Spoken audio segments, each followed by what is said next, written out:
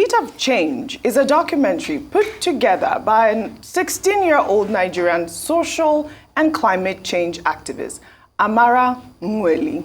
Here's a bit of what she thinks about the subject. Okay, truly, I don't know what is climate mean. Climate. I can't guess, but I don't know, serious. Climate change is basically trying to, improve and enhance the economy. No, I don't know anything. I don't understand. It's so important for us to actually raise awareness about climate change and global warming because the average person, especially in Nigeria, is very ignorant about it. They feel that it's not going to affect them or it's not going to affect them in their lifetime. It's something that's happening way, way far away. But the truth is that it's affecting us now. Well, I grew up on Nigerian Street in Lagos, and it's unbelievable now, but it was actually the end of Surulere in those days. At the end of Nigerian it was a very, very thick mangrove forest through which a stream kind of undulated. The stream doesn't exist anymore. Whenever I look around, I say, is this what God created this earth for? My name is Professor Nwuneli, retired professor of mass communication, University of Lagos, and the Igwe of Yobaho in Ayamelem local government in Anambra State. Climate change has impacted on my cultural life and traditional practices. So every year, flood impacts on us. That sometimes you have to use canoes to get to your door. One of the effects of climate change that are felt in our communities is the rising sea levels that are forcing coastal communities to migrate, displacing them from their homes, contaminating their water sources, and thus exacerbating poverty and inequality. I remember back in the time, my parents were always telling me how, like, for example, at Bar Beach, they'll walk many, many kilometers to get to the water. And now it's literally right at the coastline where people are driving by the road. So that is frightening to me because it tells me that the sea levels are rising, and it tells me that coastal communities are at risk. They're being forced to retreat. The sources of livelihood are being impacted. They are being driven into poverty. Their children lifestyles and livelihoods are being compromised. And this is frightening for all of us because I believe that when one of us is compromised, then we're all compromised. Our sea levels are rising, our beaches are fast disappearing. People are forced to migrate, and it is scary. We are all here showing up to clean and protect our natural wonders, the beach. And we hope that our voices and actions are heard by the people most in power. Although the story of change is about recognizing your own power and story as an individual, it is also about the spaces we create and protect, the havens of biodiversity that remind us of the delicate balance of life. Amara Nwuneli joins us now on the morning show for a conversation around her documentary on the very important and timely subject of climate change. So good to have you, Amara. And congratulations on that brilliant, brilliant documentary. Well done. Young people like you have been, very active in pushing the climate change narrative forward. And for one, you guys are most affected because you will be the beneficiaries of a destroyed planet if care is not taken, right? Now, my first question to you, Amara, is why did you choose to do a documentary? Most young people like you start off by writing a book, and you made this brilliant, brilliant documentary interviewing big names like the Commissioner for Education and, of course, the Professor Honora, who you say is your grandfather. I believe in the power of film. Honestly, we can see in the Nigerian film industry in Nollywood that it can reach anyone, regardless of who you are, where you come from. And it's a universal language that we all speak, seen all around the world. And especially in the climate movement, we have to highlight the African narrative as well, but be able to be relatable, to see everyone in that same story. So the reason I chose film was to also highlight the different perspectives, but to say it through their own voice. I think through book, there's always a way of shadowing or making it more appealing to sell. But with a film, it is raw, it is true, and it can speak to people and inspire people and show ways that we can actually create change. Yeah, so there are lots of reasons that came up that, but I think that was one main reason.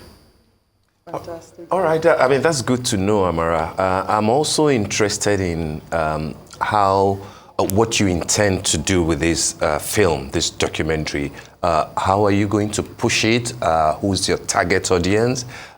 Is it going to go around the country or go around the world? I mean, I was going to ask you, was the documentary in Dubai? In other words, were you at COP28, for example?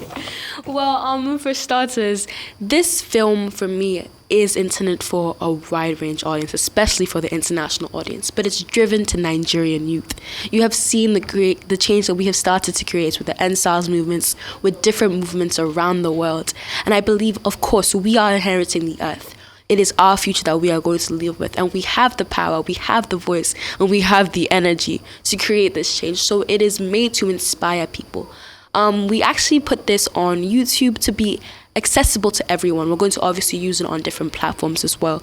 But the intention to create this film was not just for the purpose of it, but for it to be shown in schools, to be shown in organizations, to be shown at homes, to spark conversation, and to show that there are practical actions and practical, sustainable solutions that can come out of this film after it's watched everywhere. Yes. So, Amara, very well done on your documentary. I think it's amazing work. And I also want to ask, you know, you've also written a book, I saw. You've written a book, you've done a documentary, you've helped build a school. And you talk about how you want to impact people, how you want people to be connected with their world. So what is it about Nigeria that most inspires you, that when you look forward to the future, what do you hope to see, and what do you hope to see us who are older than your generation help you do? I think one thing that is undeniable is our grit and determination. Anywhere around the world that we go, you see Nigerians. We are owning our space and owning our story. And that's the most inspiring thing, that regardless of who you are or the resources that people have, we make a name for ourselves. We make sure that people know that we are there. And so my hope for the future, and the way that the younger generation and older generation can collaborate, is through just communication, through sharing stories, through communicating with one another, building relationships and making actual change. I believe a lot in policies, in creating those spaces to communicate. And especially now in 2024, Preserve Our Roots, the organization that I started, is actually creating a sustainable park, so that it's showing that education through play, education through learning and collaborating with one another. So I believe there's a lot of spaces that we can start creating to working together, especially in this new year.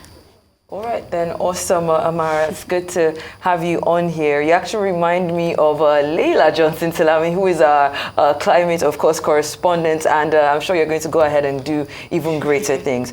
But your documentary comes at a time where climate change is gaining increased attention around the world. And with your unique perspective of, or the angle of a heat of change contributing to this ongoing conversation about climate change, I saw there engaging young people in climate action, and of course pushing as to how crucial it is. How do you believe that your documentary Heat of Change will resonate with your peers and inspire them to become more involved in sustainability efforts? I think that's a great question. First of all, to say that the reason this film was created, or the basis of it, was to show diverse perspectives, to show that everyone has a part to play in this story, has a role to play, and has the talents that they can bring forth on the table. And so relating with peers and my friends and anyone really who watches it, they can see themselves in the film. They can come out of watching it understanding that they have a role to play, that they can make actual change. So maybe after it, we have a lot of camps as well, the Dream Catchers program, the Making an Impact program. So they can actually join Preserve Our Roots as the organization and find a way to collaborate with us to start their own movement if they want to find something they're passionate about and create actual change. There's a lot that we can do following this film. All right, Amara, what is your impression of how the Nigerian government at all levels, federal states, Lagos State, for example, now has an office for climate change, for example, which is, a novelty. Yeah.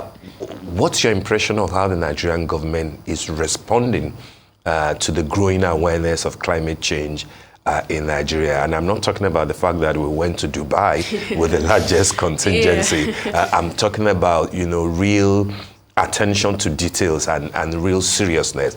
And then secondly, what inspired you into this cause? I know that all over the world today, there are young, active climate change persons who are making, changes, who are adding their voices, to the conversation, from South Africa to India to Sweden, everywhere. You see them almost at all the major conferences, young climate change activists, making their voices heard.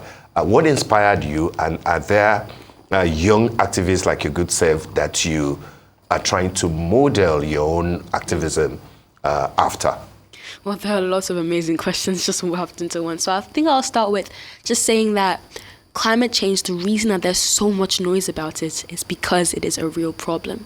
Whether we accept it or not, there is a war actually going on. And we see it, especially, I'm talking about the youth, because we are going to live in this world when the next generation is gone. And that's why we have to start making noise now. There are lots of amazing different activists I've actually interacted with, going to COP27 and interacting with COP28 online. So I've really seen the power of youth and what they're actually doing all around the world. And I believe Nigeria can do that as well. And if you asked me this question 2 or 3 years ago when I started this movement, I would say there wasn't enough collaboration, there were still spaces to create. But I believe that we are starting to pick up our pace. We are starting to see that this is a true problem. But we are yet to actually enact practical policies, sustainable solutions that will move Nigeria forward, whether it is banning plastic, which I know is a drastic measure, but will help us. I know Kenya is doing that right now, whether it's creating spaces for people to interact with nature that are government funded, like I know there's Lufasi Park, I know there's the Lagos Conservation Center, but creating more of those spaces, taking us back to where we were actually connected to our natural world, to our environment, to the animals. But there are a lot of things that we can still do to collaborate, whether it's also making organizations have climate green policies to ensure that every worker is aware of what climate change is and what they can do. There's a lot that we can do, and I'm actually very inspired just seeing what other people are doing all around the world and know that there is a future for us in this movement.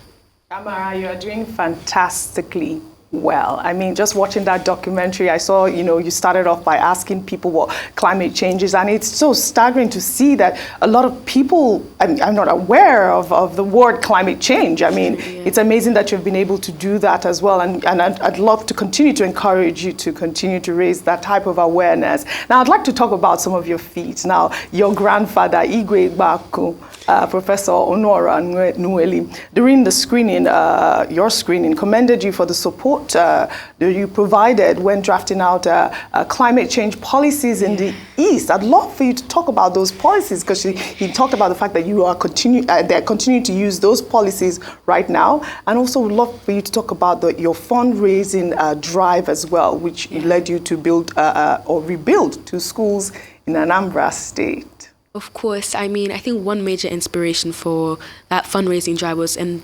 2019, my house was actually flooded. We had to rebuild after we had to move out. And it left me feeling helpless, overwhelmed, just seeing that there was something so existential that could affect and completely destroy or disrupt someone's life.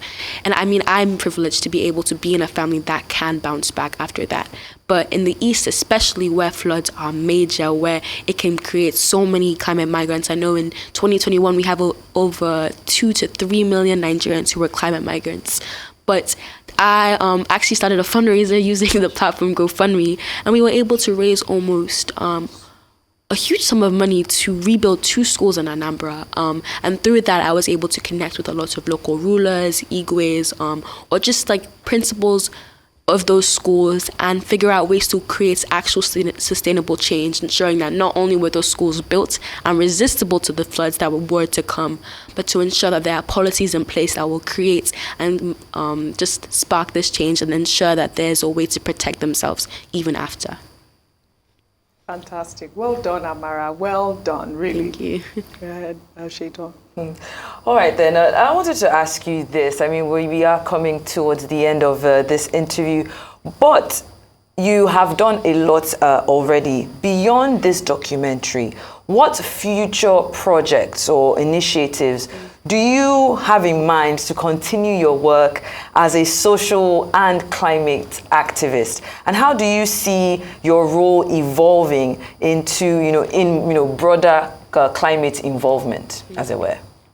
I think the future is really bright. I'm actually very excited. I know in the next few months we're going to be working with the Lagos State government as well as the Enugu and Anambra State government to build sustainable parks, practical sustainable solutions that can connect people with their natural world, learning about climate change, but also how to interact properly with nature through parks that, teach it through play. So that's one really exciting thing that I hope is completed before the summer so people will be able to see it and experience it after school.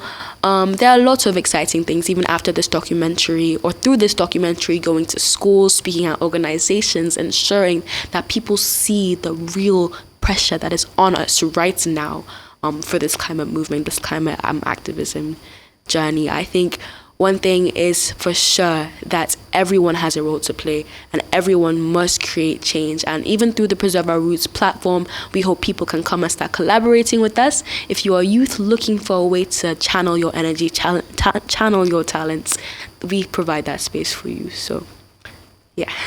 Thank you, Amara. I actually want to follow up on that because you said if there are other people who want to channel their energy and collaborate and learn from you, then where can they find your platform? Where can they find your documentary? Where can they find more information about all the things that you're working on? If they want to donate or anything like that, where can people find more information about your work?